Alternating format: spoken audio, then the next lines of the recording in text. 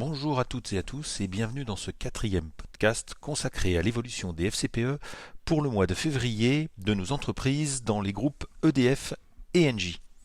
Comme d'habitude, je vais découper en deux mes propos. Dans un premier temps, je vous donnerai un résumé du contexte économique mondial, puis une analyse de l'évolution des différents fonds.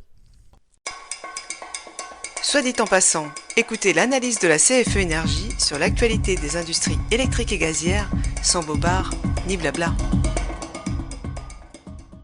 Rappelez-vous, je vous avais laissé début février sur une analyse pointant le risque du coronavirus sur l'économie mondiale. Il était jusque-là circonscrit à la Chine. Malheureusement, sa propagation à travers le monde engendre un fort ralentissement de l'économie mondiale et donc par ricochet, un affaissement des indices boursiers mondiaux. Le problème est double pour les investisseurs, puisque les résultats des entreprises vont s'en trouver fortement affectés, mais aussi parce qu'il n'est pas possible, pour le moment, d'en évaluer la durée. Or, les marchés financiers détestent l'incertitude qui engendre du stress et incite les investisseurs à sortir du marché action pour se tourner vers les obligations dont les rendements baissent. Je vous rappelle que les obligations sont des emprunts de moyen long terme, par définition moins volatiles que les actions, mais qui restent risqués si des entreprises ou des États font faillite et ne remboursent donc pas, ou moins rémunérateurs si les taux d'emprunt baissent, ce qui est le cas actuellement. Attention donc également aux fonds comportant des obligations. Côté actions, le CAC 40 a ainsi perdu près de 12% sur le seul mois de février, ce qui en fait un des pires mois de la décennie. C'est aussi malheureusement le cas de tous les indices mondiaux, puisque pas un seul pays n'échappe à cette crise imprévue du coronavirus chinois. L'ensemble des actions a été affecté, mais plus particulièrement celles qui concernent le tourisme ou encore les manifestations culturelles ou sportives. La baisse est d'autant plus forte que, comme je l'avais évoqué lors de mon dernier podcast, les indices étaient extrêmement hauts et que toute mauvaise nouvelle pouvait engendrer une baisse et des prises de bénéfices. Malheureusement, le coronavirus a amplifié massivement cette baisse.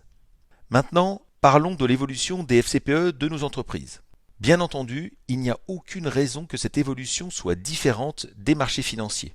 Ainsi, l'ensemble des fonds subit la baisse des marchés, mis à part, une fois n'est pas coutume, EDF, dont le cours a progressé sensiblement en février du fait de résultats en forte hausse et au-delà des attentes. Dans son sillon, le multiple 2019 a amplifié cette hausse. Tous les autres fonds sont malheureusement en baisse, avec des pointes plus ou moins fortes, selon que le fonds comporte une partie plus substantielle d'actions. C'est ainsi le cas d'Épargne Action Croissance Euro et d'Épargne Action Monde ISR qui perdent entre 5 et 7%. Même les fonds obligataires sont en baisse. Quant au monétaire, comme d'habitude, ils baissent de 0,02% sur un mois car les taux courts restent extrêmement bas. Cela n'est d'ailleurs pas près de s'arrêter puisqu'il est fort probable que la Banque centrale européenne baisse à nouveau ses taux pour relancer l'économie. Pour terminer, je vous rappelle un de mes conseils habituels, à savoir investir vos versements volontaires par prélèvement mensuel afin de suivre les marchés. Cela vous permet ainsi de profiter de la baisse en investissant régulièrement et en moyennant à la baisse vos investissements en cas de chute des indices boursiers. C'est particulièrement le cas en ce moment. Vous pouvez également arbitrer gratuitement entre les fonds et Gépargne si vous souhaitez prendre vos bénéfices ou limiter vos risques. Espérons maintenant que la situation va finir par se stabiliser et que les fonds repartiront rapidement à la hausse, ce qui est loin d'être gagné puisque le CAC 40 continue de dévisser fortement dans les premiers jours du mois de mars.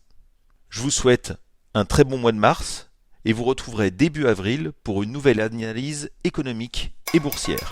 À bientôt!